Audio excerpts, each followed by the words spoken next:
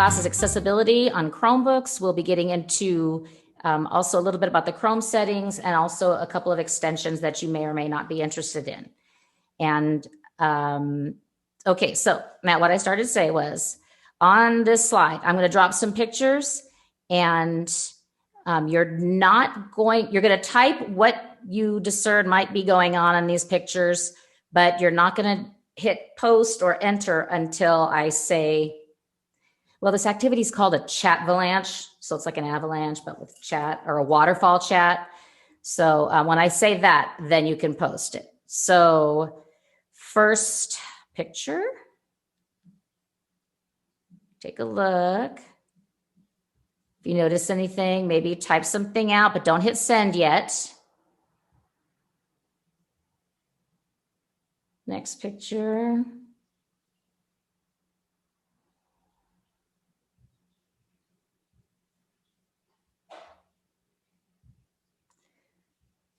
Okay.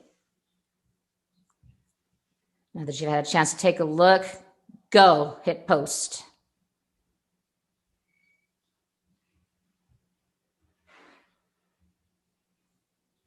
Okay, so the chat just kind of like blew up here.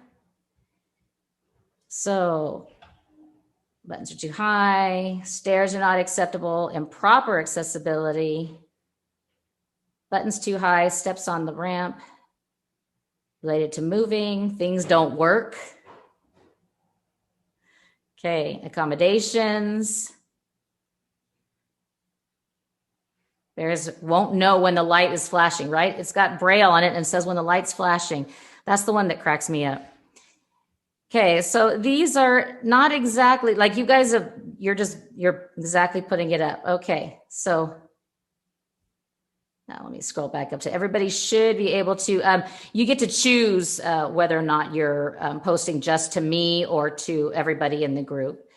So it should be at least, or maybe refresh, I don't know, because I just changed it when you guys jumped in. All right, so yeah, clearly maybe accessibility is, they've got some issues. That last one's a little bit scary. I can't imagine. That's like some extreme accessibility right there. I don't know. You'll also notice that I did turn on the captions. Hopefully they're showing up clearly. I did not turn it on. I don't think I turned it on in the Zoom because the Google Meet or the Google Slides captions are a lot better and capture the words more clearly. Okay, so before we go on to the next slide, we're going to do a quick quizzes here. So let me copy this link. Let's see if I can do this right. Maybe I'm not doing it right. That's not what I wanted to do because I already had it. Okay, let's see. So thank you for sharing, guys. Okay. So you are going to go to, let's see, can I grab this link? Copy that link. I'm going to drop it in the chat. I think I'm going to go ahead and start. I've got most people in. A couple of people are popping in. And I still got this screen on. Okay. I'm going to go ahead and start. Here we go.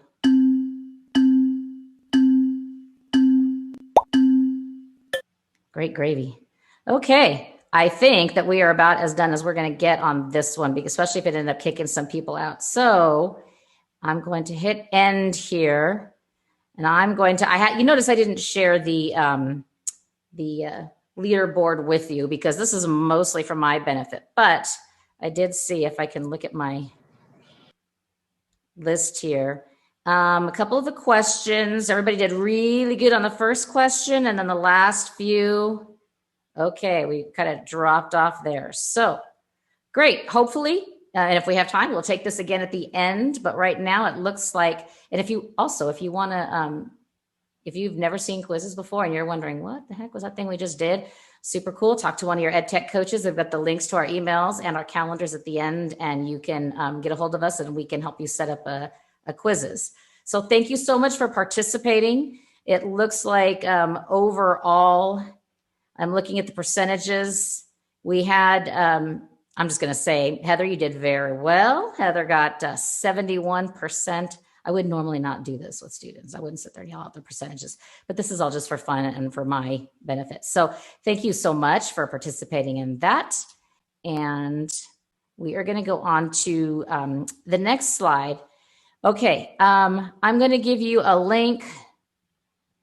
Copy that link, and I'm going to take you to the Google Chromebook accessibility website. And I'm going to give you, as soon as I can get this to everybody, I'm going to pop it in the chat, and I'm going to give you a couple minutes.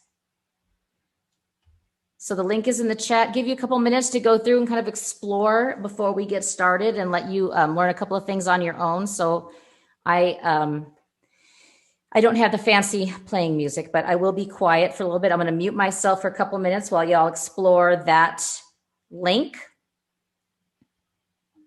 So mute myself.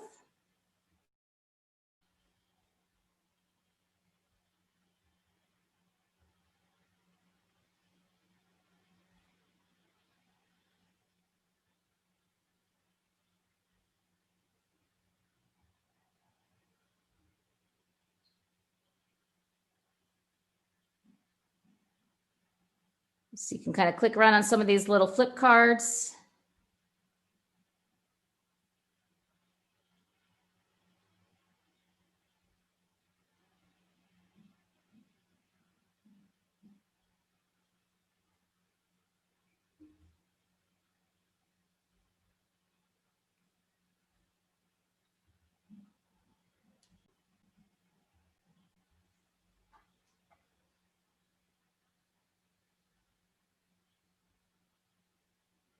I will be talking about the closed caption in just a little bit. And I think when I talk about Zoom, I'll bring it up as well.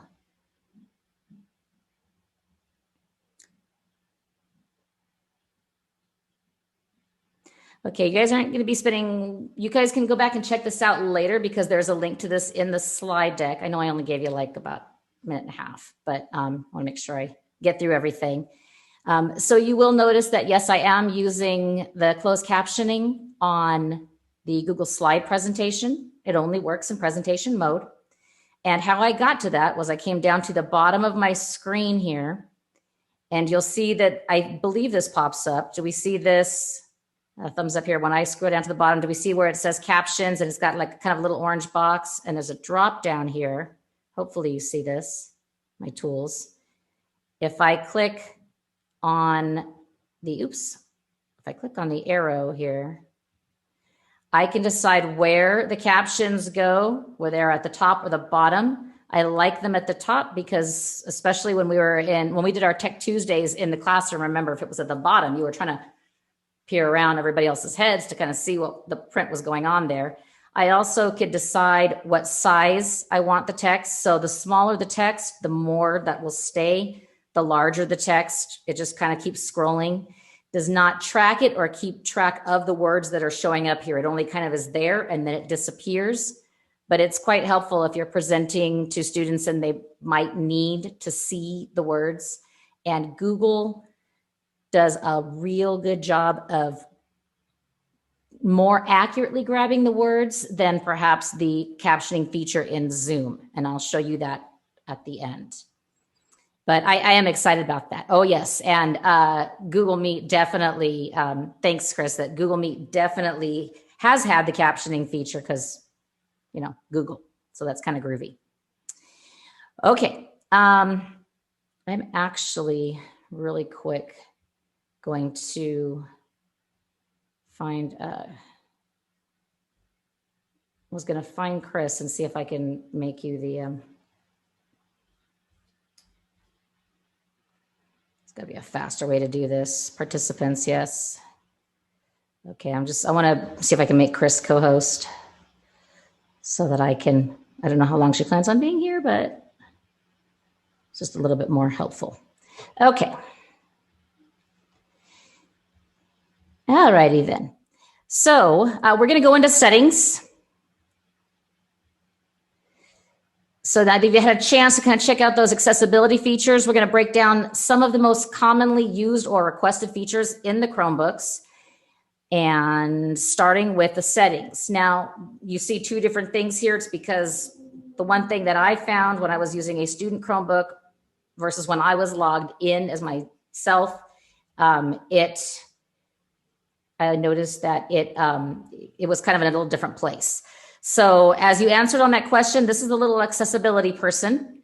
And on a Chromebook, for students to find it, it would be right here. And how they even get that, if you look at step 1, down here at the very bottom, where the battery and clock is how they would access this. And then if they have the little person right there, you would click on the little guy standing straight like this. And if it's not there, like if you look on the right, this is my Chromebook screen. When I'm logged in, I have other things in here. So I actually had to click on the settings cogwheel there to get to it. Still click down here to access this menu, and then clicked on the settings cogwheel. And so some of the stuff I'm going to show you is like through Chrome, and some of it is through the Chromebook. Either way, your students will be able to access it. So once you click on that settings cogwheel, or you click on the accessibility, you will see this window for accessibility will open up either like this, or if you have to click on that little settings cogwheel, it will open up a window like this. You'll go down to advanced. Are you seeing my cursor? I'm going to assume you're seeing my cursor until someone says, what do you mean like this? Yes, we see. Thank you. Thank you so much. You guys are awesome sauce. Okay, so click on the little accessibility, and on here, they're all like right there for you. But if you have to go into Chrome like I did, then the next step would be way over here. There's a little arrow that says manage accessibility features, and then you click on that to get to those features. So this is just how to get to them, okay? So the first feature I'm going to talk about is text to speech. And let me go here. When you when I opened up manage accessibility features, it brought me here, and I can enable select to speak. So if I want, just from the Chromebook, if I want it to, without any extra apps or anything, if I turn this on and I press the search button plus the letter S, then I can select, like by clicking and dragging, I can select a section of text and it will read it out to me. It'll select speak. What is the search button? You'll see this was one of your questions in the quizzes, was this little guy right here. It looks like a magnifying glass. This is the search button, and it has other functions depending on what other keys you push, but for accessibility, you push this and the letter S. On the Chromebook where you don't have to go into the settings, you would just choose select to speak, and a little checkbox or a little check mark will show up that you have it selected, and then at the very bottom, you'll see a little speaker shows up so that you know that it's been activated. So what I did is, and you won't be able to hear it, I'm not going to play it because I'm not doing this from a Chromebook, but you'll see here that I had highlighted this section, and I kind of just took a snapshot. It was in the middle of reading, and you can see that as it was in the middle of reading, it was on the word species because it's in bold print. That little thing kind of bops around to each word as it's spoken, and it was on the word species when I snapped the picture. So this was, Pluto was logged in, my fake student Pluto, and this was highlighted, and it was reading the directions to him. So that's select to speak. And you'll notice also down here, it shows that it's playing. It's got like the pause button. The little speaker turns to a pause once it started playing.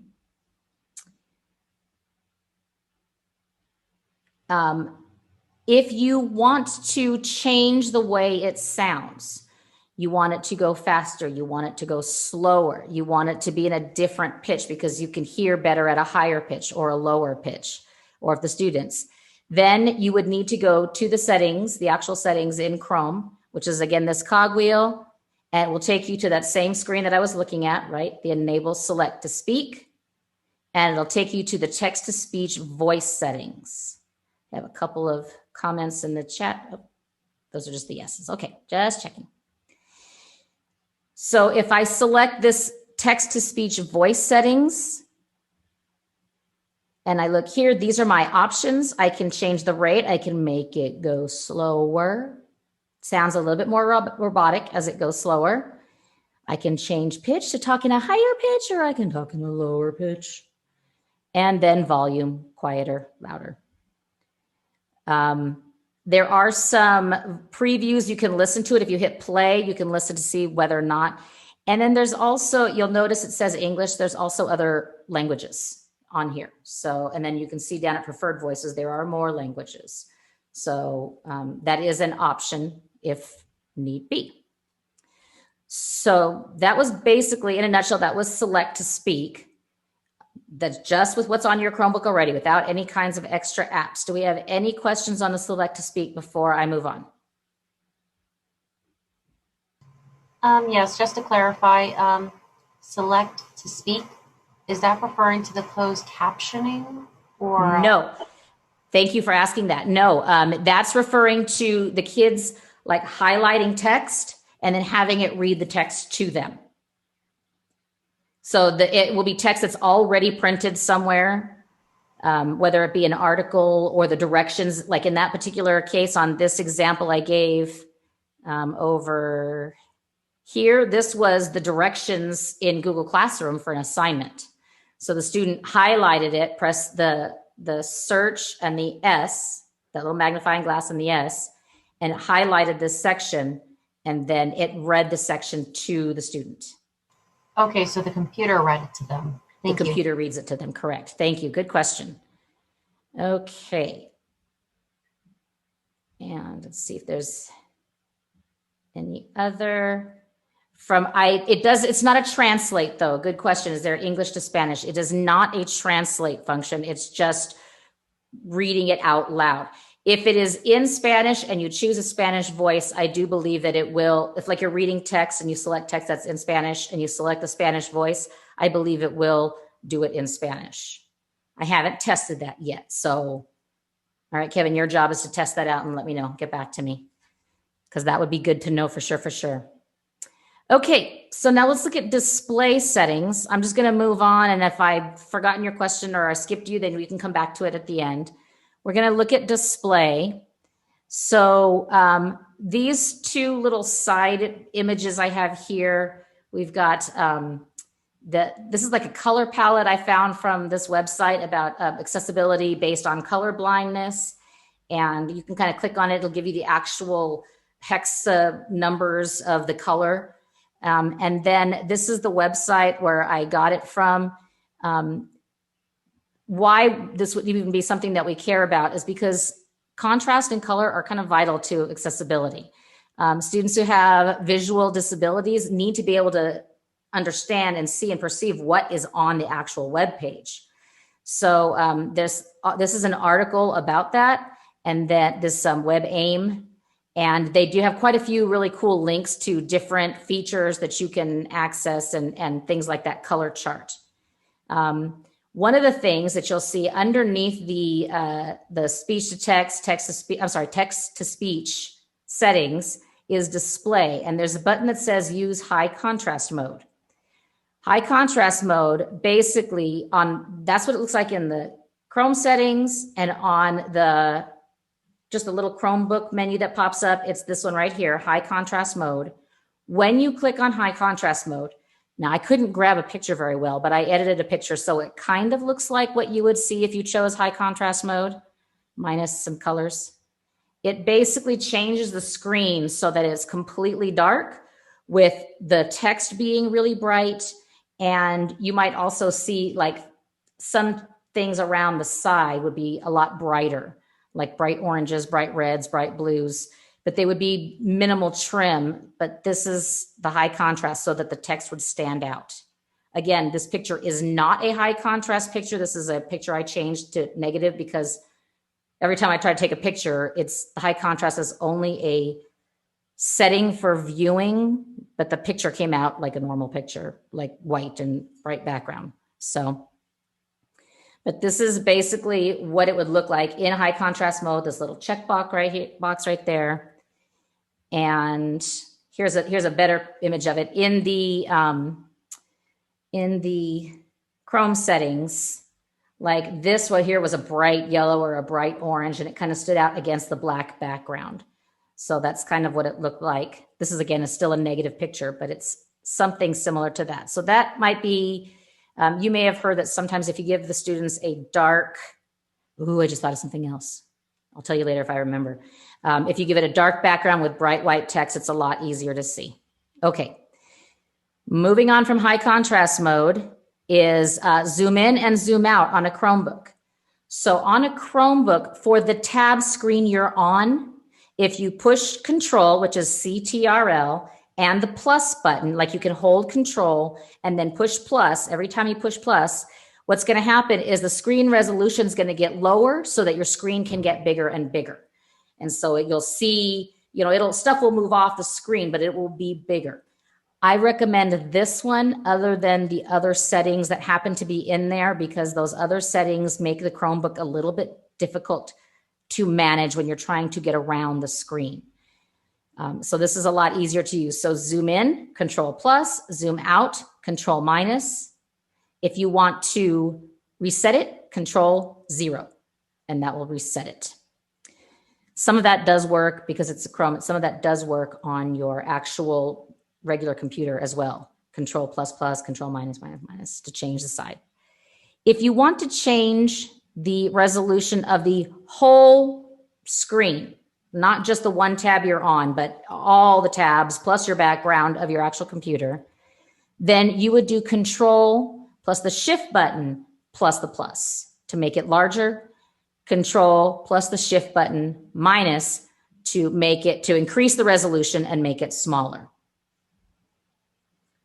So those are the controls. That's kind of a whole screen. This is the easiest way to do it. If I come back here, you'll notice that there were settings that said enable full screen magnifier and enable docked magnifier. The docked magnifier, I believe, is the one that puts the magnified image on the top, like third of the screen. And then the bottom half is kind of normal, but it's really hard to navigate that. I mean, maybe not for kids. Kids are amazing and they can figure out a lot of things. Those are there, but it was a bear to try to manipulate. So the zoom in with the control plus, the zoom out with the control minus is definitely easier to use, at least for somebody old like me. Okay, we got some things in the chat. Paraeducator use colored overlay sheets. Oh, I got something to tell you about that too. It's kind of cool. Okay. Do you know the features available on all of our district laptops? These are specifically for Chromebooks, but some of the Chrome features do work. So on your laptop, like I'm not going to do it here because I got everything set all beautifully and I don't want to go back. I know that I did try, if you do like a control plus and a control minus, it will change your screen. I don't know if the shift one works though on the laptop. It might. So, yeah, and you have a student who is colorblind. So that high contrast might be helpful, or some of those colors. I put those colors there just because if you're doing slide decks, like the slide deck I have here, it's not the most accessible in the sense that you can see my word Zoom is a light gray on a light yellow background. That is not very accessible for most people. So if there's anybody who's suffering for it, to zoom in, I'm going to use my words, and the next time I do a presentation like this, I will practice what I preach a little bit better. So thank you for your patience with me as we're all learning here. Okay, features available on all of our, use Control Alt. Control Alt works, okay. All right, thank you. Jessica says that she uses Control Alt, and that is what will increase or decrease resolution. Okie dokie, I'm moving on to, because it's 3:35 and I still got a ton more stuff. Keyboard and mouse. So when we look at the keyboard and mouse feature, now remember the Chromebook, if you went to Chromebook Academy, you'll remember that there's a lot of the scrolling stuff. You have to use 2 fingers to scroll or tap. Question came up about the difference between Control Plus and Control Shift Plus. Control Shift Plus, remember, is the entire whole computer, the whole Chromebook screen, everything. Whereas just Control Plus would be just that one tab you're on. not all the other tabs that might be open or the whole background. Okay, so enabling dictation. Again, from the Chrome window, dictation looks like this. It's in the keyboard and text input. It's just the next thing down. That's kind of how I plan this, is I'm just going down the row of the accessibility items. The on-screen keyboard, I don't know that that's not really a high request for I need the on-screen keyboard, just because the keys in the on-screen keyboard are like the same size, so it doesn't necessarily help any. But enabling dictation, in other words, speaking to type, there's a couple of different things I have to say on this. One, you'll see it's toggled off here. When you toggle it on, or maybe on the Chromebook for your student, it's the one that says dictation, has a little microphone right here. When it's enabled, you'll notice that there is a little microphone that pops up down here. So students who maybe can't see the keys very well, maybe could dictate what they want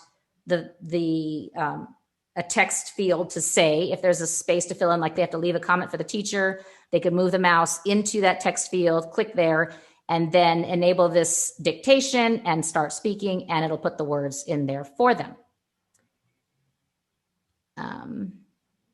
Okay, so I'm going to come back to this dictation because when I look at the Google Docs and stuff, and so if I forget, I don't think I'll forget. Pretty sure I won't, because I actually have it in the slide deck. Okay, I'm going to move on to large mouse cursor. Some of you may have seen your students on their Chromebooks and they walk up to these ginormous mouse cursors. I couldn't capture the image, but I put a cursor on here. Basically, when it's clicked, then this cursor appears really large. If you want to adjust exactly how large, or maybe colors of it, again, this little settings cogwheel. So in the Chrome, what it looks like is show large mouse cursor, and you'll see that you can make it really large here. And the cursor color defaults to black, but if they have a high contrast screen, maybe their screen is black, that might either, I don't know if it's going to automatically change, but it might change to maybe a white cursor since everything changes on the high contrast. So this is one thing that might be helpful to you, is to increase the size of the cursor. I noticed that it sometimes will also increase the size of the text caret as well, that little thing that shows you that you're in text, that little cursor.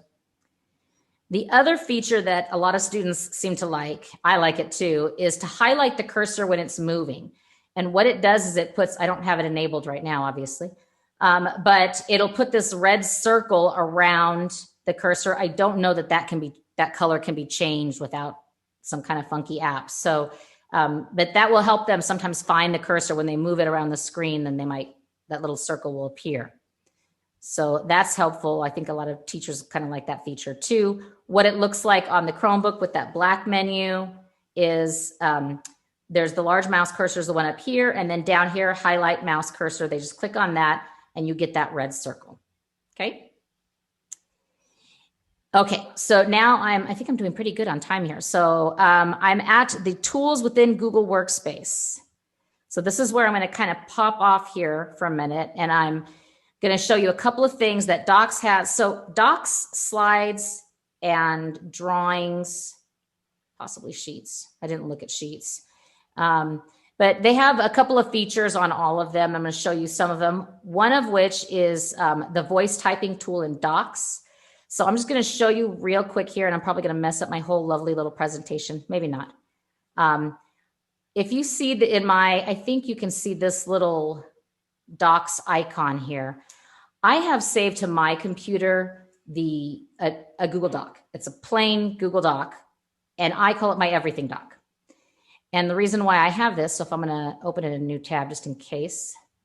So this is my everything doc. It probably has the last message I sent to somebody. Don't read my message. Yep. Okay. Alrighty. So I use this all the time. I sent this out to my teachers at the dual immersion schools. I sent this out at the beginning of the year because I thought it was super helpful. Because I noticed that I was watching teachers typing and then coming over to another app and clicking on the accented E or the accented O, and it was taking them forever to type a message. And I said, oh, let me show you something. You go to tools, you come down to voice typing. right here, there's a language drop down. You can choose the language. So it's in English, but you can choose what language. So you can choose Spanish. And when I click on it, it will record everything I say. It's not 100% accurate, comma, and you still have to say the punctuation like you do if you're sending a text message, period. And I don't think it always capitalizes, but sometimes it does, period. I can't speak Spanish to show you how that works, but stop this. I use this all the time because honestly, typing, my fingers trip over themselves. And when I want to send an email, I don't want to have to keep hitting the backspace key. So I do it all in here, copy, paste it in my email. I'm good to go. On this slide, this little flip grid symbol here is the video where I showed how you use the tool. And then my daughter, who is a product of the Palmdale School District, yes, spoke in Spanish for me and translated it. You could see the translation happening. So you can click on that and watch that later. But that voice typing tool was super cool. The other feature in Docs is Zoom. Okay. Now, I wonder why my everything doc, maybe it does look like this. I'm used to looking at slides, maybe. I can change, this one says 100%. I can change it to 75. So here's the Zoom feature. So this is another tool that students can use, and they could just move it out of the way. So that Zoom feature is pretty handy. Oops, that's way too small. Okay, so there was that on that. And let's see, slides. Okay, so again, I'm going to start here at the bottom with the closed captioning is better than Zoom. At the bottom of the screen, you can see as I highlight captions. Oh, it disappeared. Oh, apparently when you switch off screens, it disappears. Rude. Okay, so clicking on this again, I can change it. So if I want it to be smaller, then some of the text will stay on the screen and it'll do like double rows. So you can see how the other text remains. If I make it larger, then it will disappear. If I make it extra large, then there's only about 10 words per screen before it moves off. So this is a handy dandy feature. I have some questions or something in chat. Oh, thank you, Chris. Pointed out the high contrast or the white on black background helps with dyslexia as well. And at night, it's way better for your eyes. I don't know if you can notice this. I don't know if it's on my screen or not. If I click on here, you can't tell. My home screen, let me see if I move this out of the way. There's always stuff in the way. My home screen, no. Okay, never mind. Anyway, my home screen, it defaults to the dark. I keep it in dark mode because it's just easier on my eyes. So I prefer it. I keep everything on dark mode. Okay. Thank you. Good point. I appreciate that. Okay. And then alt text. You got this question in the quizzes. What alt text is when you have an image. Oh, I got to change that. That's really large. Now it's bothering me. Sorry. Thank you for your patience with me, y'all. Okay. When you have images on a slide, and if you have a student who's using like a select to speak, or I didn't talk about the Vox because it was like the very first setting, because what that does is it reads everything on the page, including headings, including stuff in the margins, including things you probably don't want them to have read to them because it can get confusing. But if a student kind of hovers over an image and it has alt text, it will say, like if I had alt text on this image, it would say yellow, whatever I type into it, I can choose yellow something image. And I'll show you. In fact, let me just go to a blank slide or this slide. I don't want to pull it out. Oh, I'm just going to do it. Okay, let me escape here and show you. So if I hover over this image here, let me see. When I right click, and this is why I had to do it, because you have to right click. You see I have the option for alt text. So I can say yellow Google slide image. Oops, I spelled it wrong. That's okay. Y'all know. So it should If I had, I don't think I have the thing enabled.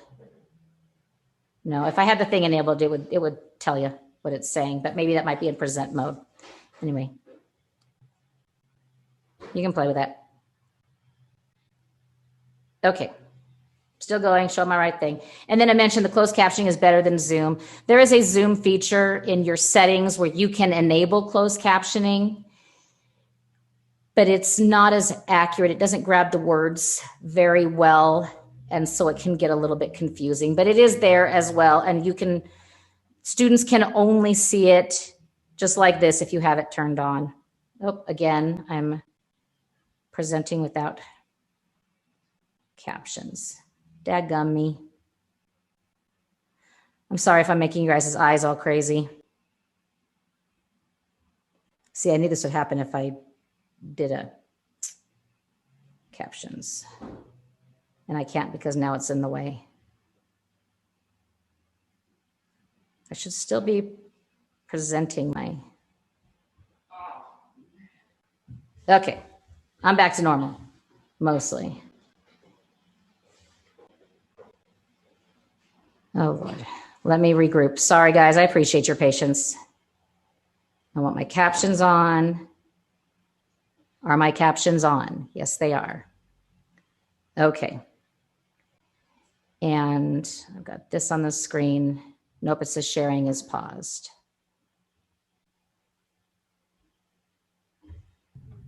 Melissa, we can see your slideshow when you're doing that, and we can see your captions too.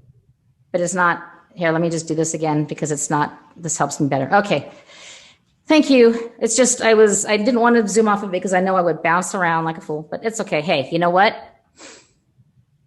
No, I won't remember. I was gonna say it's good if I learn from this, but I'll forget by then because I'm all excited. Okay, so I still, believe it or not, doing well on time. Okay, so I'm gonna move on to the tools within Google Workspace. On Google Apps, slide, docs, drawings, possibly sheets. There is this little dude right here that says accessibility settings. And when you click on him, this screen opens up and it says turn on screen reader support. You can select that and turn on screen magnifier support.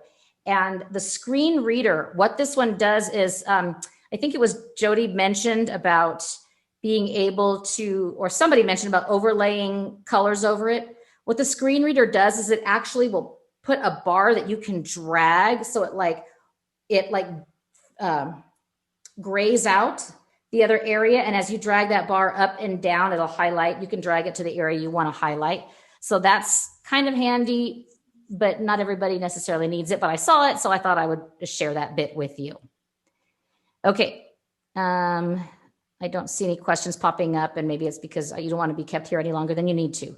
Some extensions that exist outside of Google, but you can add, sorry, I'm getting warm, is Open Dyslexic. And Chris opened up all of these so that you as a teacher have access to it and students can, it's whitelisted for students.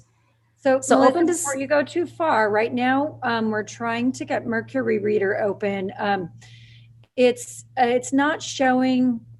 We're having an issue with that since it's not showing in the way that it should. So we can't whitelist it.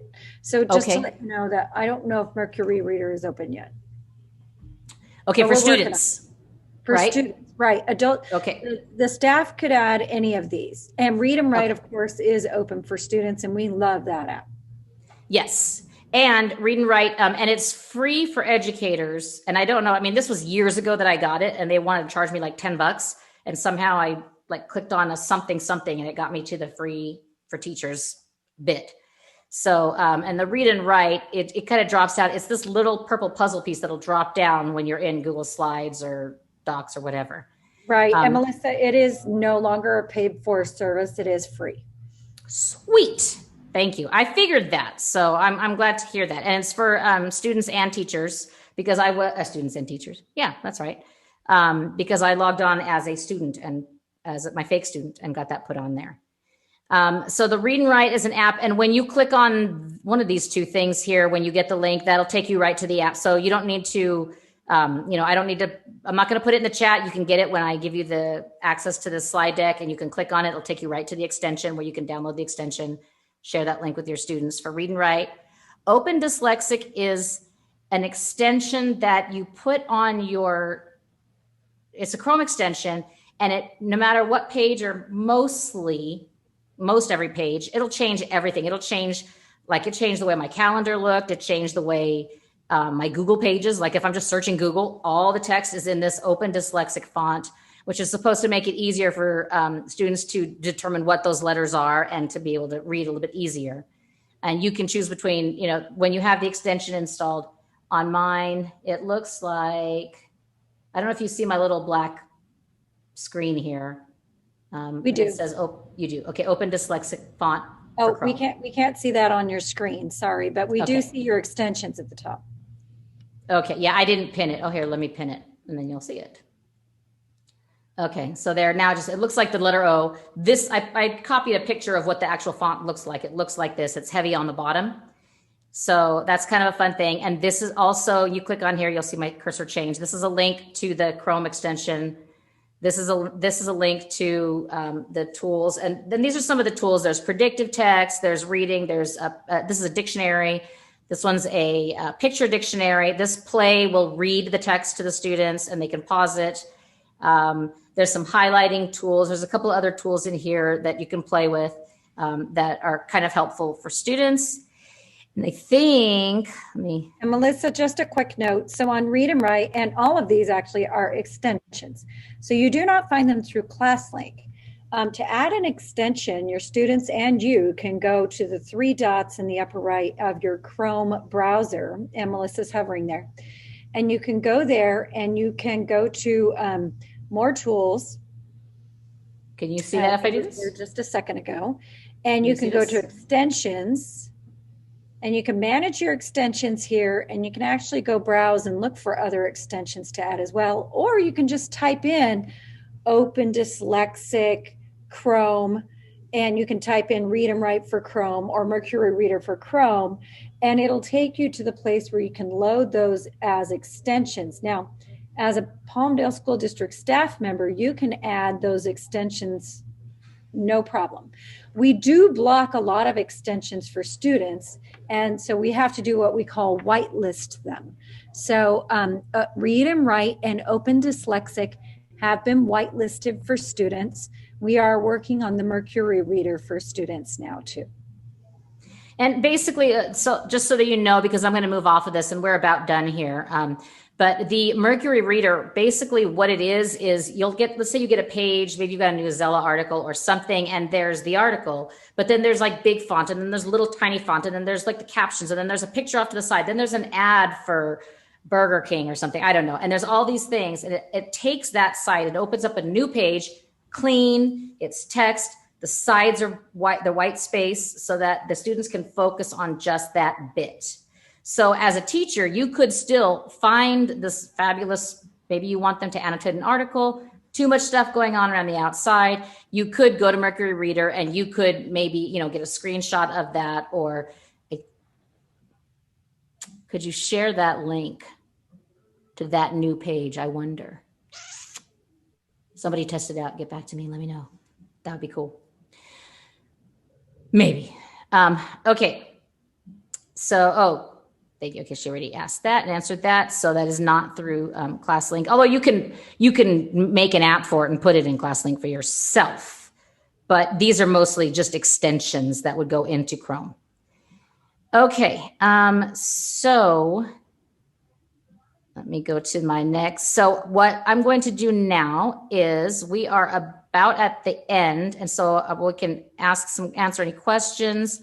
I wanted to give you the post survey link, which is basically the same survey, but we've got a couple of minutes here, so I better just do this. Do you guys want to do the quizzes again and see what kind of score you can get now that we've, yes, everybody's like, yes, I have to redeem myself. Okay. All right. So let me click on quizzes. We are going to play again. Click play again. Okay. Let me get the link. Copy link. Here goes the link. It's a new link. Make sure I'm going to everybody. You guys are awesome sauce. Thanks for playing with me. Okay, so there's the link to the quizzes. Turn the sound down so I don't deafen everybody. Thank you, Jackie. That yes, the attendance is going to be at the end. We put the sign-in sheet at the end. Sign-out sheet, I guess, technically. Okay, I got 46 people in. I got 70 people in the meeting still. So, okay, you've got your quizzes sheet. I got 52. I'll wait another. Let me drop it in again just in case. Oops.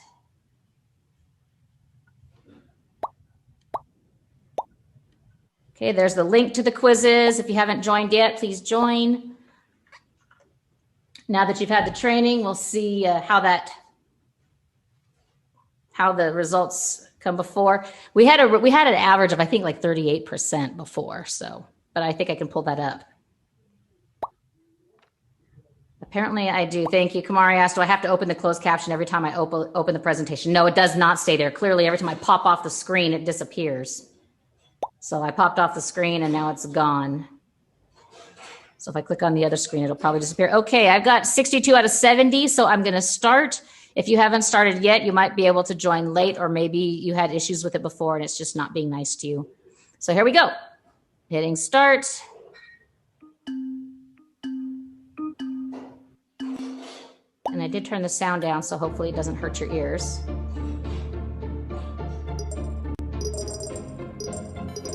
Oh my goodness, look how fast the answers are coming. Oh, now we're at 80-something% accuracy.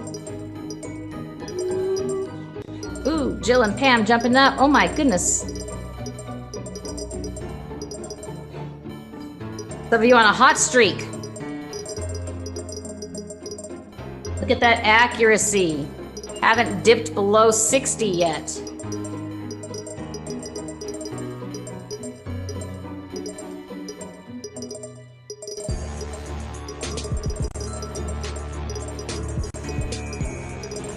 Goodness gracious. More right answers than wrong. Sweet.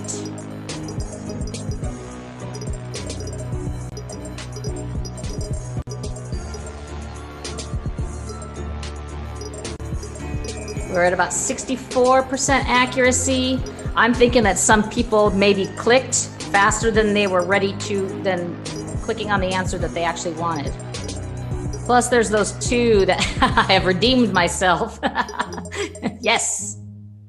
Great job. Okay, got about 20 more people left to finish up this quiz. Oh, poor Della. Got kicked out. Definitely improving. We're at 62% accuracy. We were at about 30% accuracy the first time. So either everybody just accidentally clicked wrong, or maybe you might have learned something today that, and I'm hoping will be helpful to you in your classroom and with your students. Okay, we're at 62, and then somebody got kicked out, so I'm going to go ahead and end it. Am I sure I want to end? Yes, I'm going to end. 63 out of 63 done. Sweet. In third place, Heather. In second place, Jessica. And in first place, Arindira. Did I say your name right, Arindira? Well, probably not. I probably pronounced it. Okay, I'm close enough for you to forgive me and then teach me later how to do it right. Whoa, look at all that green. So I'm gonna real quick do a new share just so that you guys can see this screen. I'm gonna do new share and I'm gonna pick this screen real quick just so y'all can see. So quizzes, how awesome is this? Is it gives me this immediate feedback. When I use this in the classroom with students, I would give them the quiz cold with no prior information, and they would be like, we got like 12%, we stink. And then I was like, oh, okay, well, let's look at this, see the ones that they might have gotten wrong, and then go over those answers with them and take the quiz immediately. Like 2 minutes later, we take the quiz again, and the kids are like, oh, we got 35%, we stink. And I'm like, 35%? You more than doubled. You guys are amazing. I haven't even taught you anything yet. Whoo, you guys are great. And it like totally brings up the scores, and they get excited and they love doing these fast and curious games from Edgy Protocols. I don't think I put the link for Edu Protocols in there. Maybe, Chris, could you put the link for Edu Protocols in the chats in case anybody doesn't know about those? Because super cool. So congratulations, those of you who improved your score. I'm going to do a new share and come back to this and share that. Click on this. Oops, not that one, this one. All righty. So last but not least bits here, where's this? Okay. So I'm going to put the post survey link in the chat, but I've got all of these little windows in the way. And okay, so post survey link is about to drop in the chat in about a second here. Let me copy the link, come over to chat, thank you, Chris, for putting that in there for everybody. Okay, so this is the speaker just like wigged out on me. Okay. So there's the post survey link. I dropped it in the chat. And that again is for me. And in about another second, I'm going to put the sign out sheet.